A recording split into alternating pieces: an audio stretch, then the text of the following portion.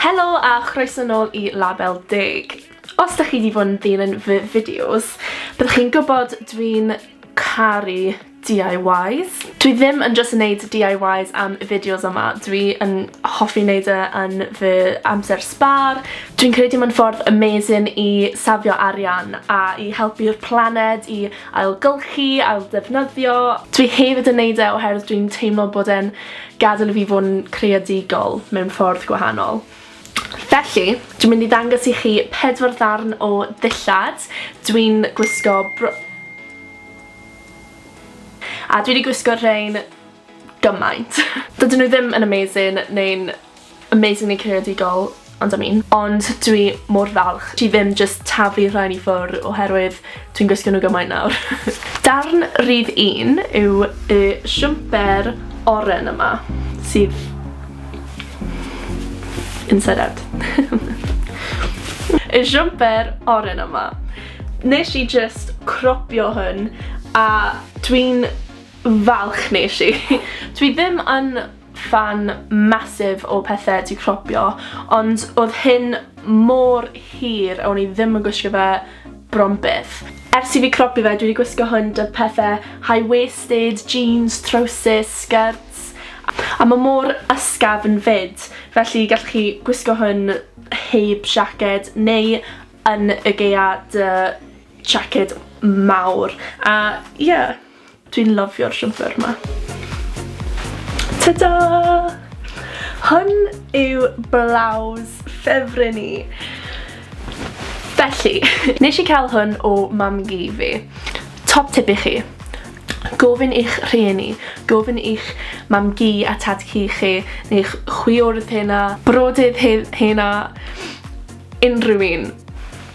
Oherwydd gallwch chi ffindo pethau fys chi byth yn ffindo mewn siop. Nawr, o'n i'n hoffi'r blows yma pan oedd e heb di cropio, ond eto, fel y siwmper oren, o'n i ddim yn gwisgo fe llawer. Felly, wrth cropio fe, nes i ddarganfod o'n i'n gwisgo fe llawer fwy, yn enwedig yn y haf, dwi heb gwisgo fe gymaint yn yr gaeaf. Ond, ie, dwi'n caru hwn, oherwydd mae'r lliw mor neis. Nesa, mae da fi'r cycling shorts yma.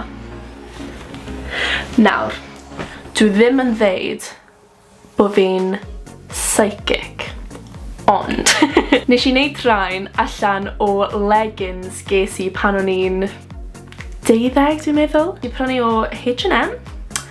Nathon nhw'n mynd yn rhy fach i fi fel leggings, ond blwyddyn diwetha a blwyddyn yma dath cycling shorts mewn ffasiwn. Nes i ffindo'r leggings yma a o'n i'n gwybod o'n i byth yn mynd i gwisgo nhw eto.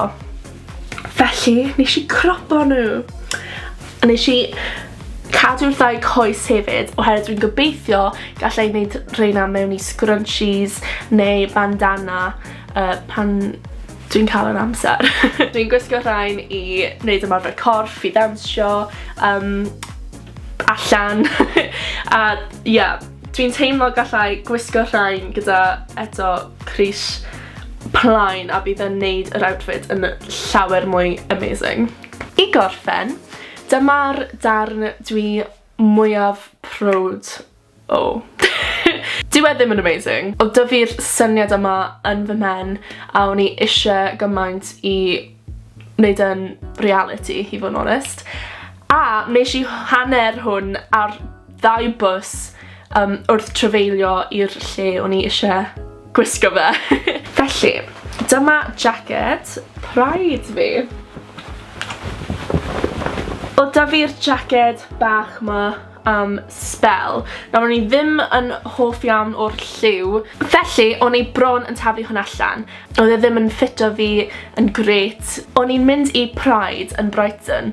O'n i eisiau rhyw fath o statement piece i gwisgo dy pob gwisgo dy fi. Felly ges i'r syniad yma. Oedd e'n rili hawdd hefyd, a wrth edrych arno fe nawr, dwi'n gallu ddychmygu gymaint o pethau gallai wneud eto i hwn, i just adio iddo fe. Felly, efallai na i fideo arall yn just adio i'r jacket ma. Nes i prynu gems. Anyway, nes I gweld y syniad yma o'r ribbon ar y jacket, a felly nes I fe fy hun. Oedd hyn yn really hawdd I fod yn onest. Nes I just wneud 2 twll pob hyn a hyn, a o'n I just yn rhoi fe lan fel o'n i'n wneud shoelaces. Oedd da fi ribbon yn barod, felly beth bynnag sydd â chi yn y tŷ, just defnyddio eich dychymyg neu'r we I gweld syniadau gallwch chi wneud i'ch pethau dych chi eisiau taflu allan, oherwydd dych chi ddim yn gwybod, falle bydd y ddarn hwnna yw'r ddarn dych chi'n caru'r fwyaf ar ôl dych chi'n wneud tyma bach o DIY iddyn nhw. Gobeithio nes I rhoi tyma bach o syniadau chi, beth gallwch chi wneud i'ch dillad hen. Diolch am gwylio, gweld chi tro nesaf.